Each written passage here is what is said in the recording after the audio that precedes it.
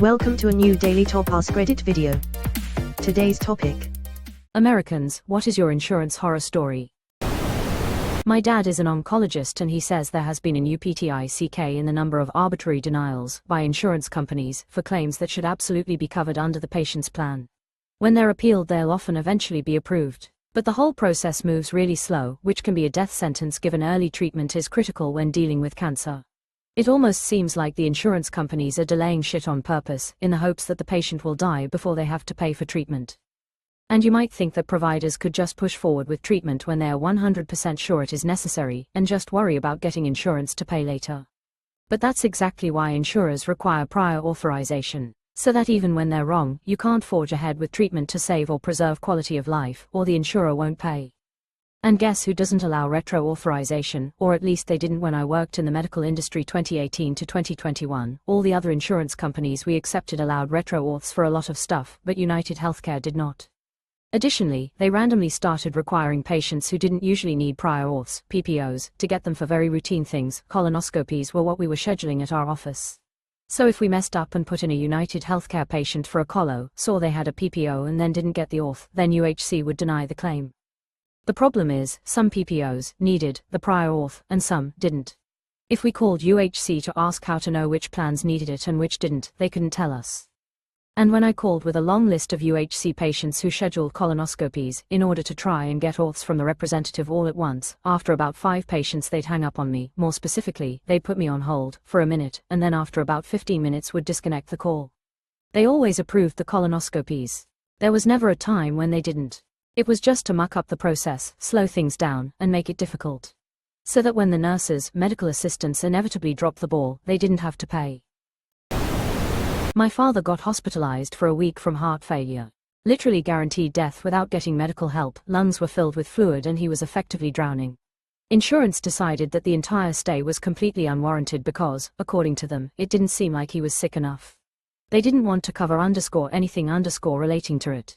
While we were eventually successful, it took years to fight. Bill was in the 6 figures. It took years to fight. This is the underlying theme of all of these stories. While at the end, it gets sorted out and handled, it takes so much time, and effort, and probably money to get it sorted.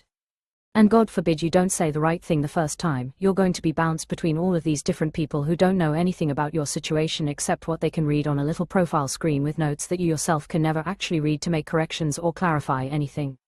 The phone calls were just absurd. I really wish I recorded some hours and hours and hours of going in circles on the phone. All the documentation in the world doesn't matter, what the doctors say doesn't matter. Nothing matters. They can just tell you to fuck off with the completely arbitrary, we don't think it was needed, and they can't and won't explain it.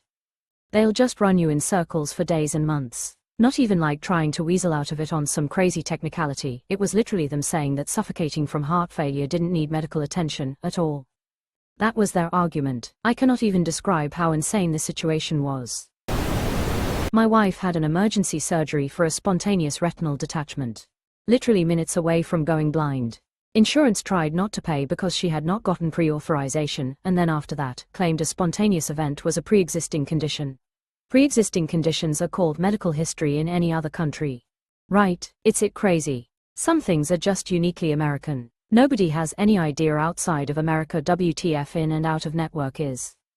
Like I say this all the time, but just translate some of the bullshit American health insurance does to other insurance networks. So if a Toyota hits your car you're covered, but if it's a Honda, fuck you. Shit's so ridiculous. 2008 went into hospital for ruptured intestine due to Crohn's.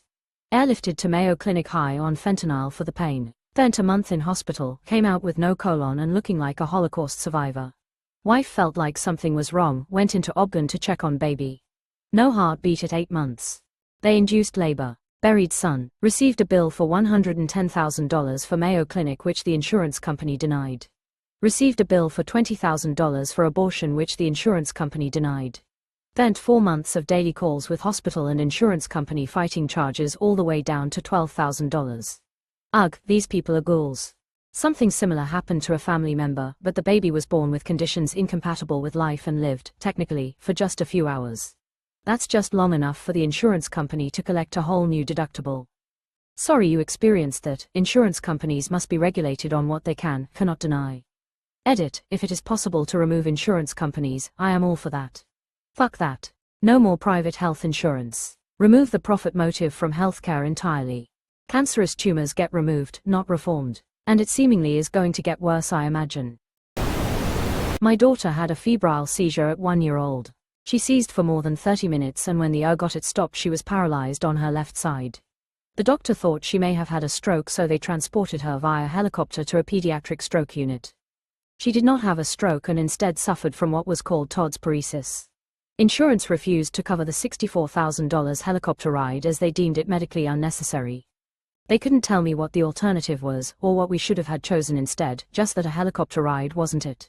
It took us nearly a year, multiple appeals, and the support of the hospital's board of directors to get insurance to cover their own terms. Medically unnecessary. I know your story is insane, but I was also told something similar, that my EpiPen was also considered medically unnecessary. An EpiPen. So the tools that save lives are deemed discretionary by insurance. It's madness. It makes perfect sense. Seatbelts are useless, as long as you don't crash. So why put them on all the time? My wife just got her third denial for authorization from UHC for an MRI on her hip that her doctor has been trying to get her for over a year. The first reason, she didn't submit X-rays. Submitted X-rays, reapplied. The second reason, she hadn't done PT before the request. Submitted evidence that she has done PT on and off for 7 years, to no improvement, reapplied. The third reason, she needs to have X-rays done first. This AI auto-rejection cruelty is par for the course. I had an extremely similar chain with BCBS. I have shoulder issues where I have severe limitations in movement and my shoulders dislocate with a stiff gust of wind. I went to see an orthopedist and they took X-rays. The X-rays were clear, and they pretty much immediately knew it was a cartilage issue, so they scheduled me for an MRI. I got in for the MRI the next week and had the readings back within 2. Around that same time, BCBS sent me a rejection notice that I would need at least 6 weeks of PT before they would consider an MRI. This was after I already had the MRI back showing complex labral tearing that PT would do fucking nothing for. You can't fucking regrow cartilage and they know that, so literally everyone knew that PT wouldn't do dick, but BCBS for some reason still wanted me to do it. I guess they figure people will get tired of trying. I'm a disabled vet though, so I was lucky enough to have the VA cover it without having to fight it out with insurance. I hope your wife gets the treatment she needs, and fuck insurance. Oh, fuck, BCBS is particularly bad. I know someone on Vibriad, branded Vilazodone, for severely treatment-resistant depression. They've been on it for almost a decade, and it is quite literally the only thing that they found that works through an almost 15-year search. They've been through the ringer, trying quite literally everything available under the sun, complete with documented medical records of what doesn't work, what side effects they had, etc. Generic Vilazodone came out a few years ago, and they were wary but hopeful of trying it, since BCBS said they would be dropping branded from their formulary and would not cover it under any circumstances. After 2 months of the generic, they begged their shrink to go back to branded and write the script as Door 1, branded medically necessary, do not dispense generic, and their shrink agreed, since the generic was not nearly as effective as the branded and had worse withdrawal symptoms if they missed a dose or took it late. BCBS laughed in the shrink's face, despite medical records being provided, despite a long case history, despite having the records and provider notes on hand themselves, and refused to write a letter of formulary exception to allow for coverage. Branded Vibriad is $400 a month to start, and there were other meds on top of that for various conditions that had to get filled too, including several C2 scripts. They couldn't afford that, and instead put up with the generic, including when fucking Walgreens or CVS wouldn't order it ahead of time, since it was apparently so rarely prescribed. If you got branded, they'd just slap a label on the manufacturer's 30-pill bottle and pass that over instead of putting it in a Walgreens, CVS bottle, so they had to miss a day or 2 of meds while they were waiting for the stores to get it in stock, even if they called a few days ahead and said that their shrink was sending in a script for it. Can you fill it? We know you have to order it, please do, you'll get the script in 2 days' time, and mail order was right out. BCBS flipped at the bird. Plus, for something like that, where unexpected withdrawal can cause suicidal ideation, you want to be able to talk to someone right then and there if there's fuckery to get it fixed. BCBS wouldn't even let it be filled at 28 days, despite many attempts to coordinate with their shrink and various pharmacies to make sure they always had meds on time. Fortunately, they managed to find a discount card for branded Vibriad somehow, and instead of $400 a month, it's now $70. They're back to the usual happy self, and hopefully, they'll never have to deal with the fuckery that BCBS caused for them again, but I'm not going to put money on it. My surgery to remove ovarian cancer surgically was deemed elective. The type 1 wouldn't respond to chemo or radiation therapies, but since it wasn't going to immediately kill me, it was just cause I wanted it apparently. Had to pay $6,000 out of pocket. The problem is the vernacular. At least near me, any surgery that you come in for through the outside, meaning not in ER or already admitted, is considered elective. For example, someone comes in through the ER with hand numbness, found to have stenosis in the neck, they get surgery, it's considered urgent, doesn't need insurance approval. That same patient comes into our office, we book for surgery, it's considered elective. Makes zero sense. For a personal example, my heart ablation X2 were both considered elective. Like yes, for funsies, I am choosing to ablate my heart. I do peer-to-peer all the time, and the medical staff I have to deal with from the insurance companies are probably the dumbest, lowest IQ staff I ever deal with. Don't even get me started. Trying to explain to one of those donuts why a patient with a benign brain tumor needs yearly MRI screening, but they had one last year already, is enough to make me pull my own teeth out.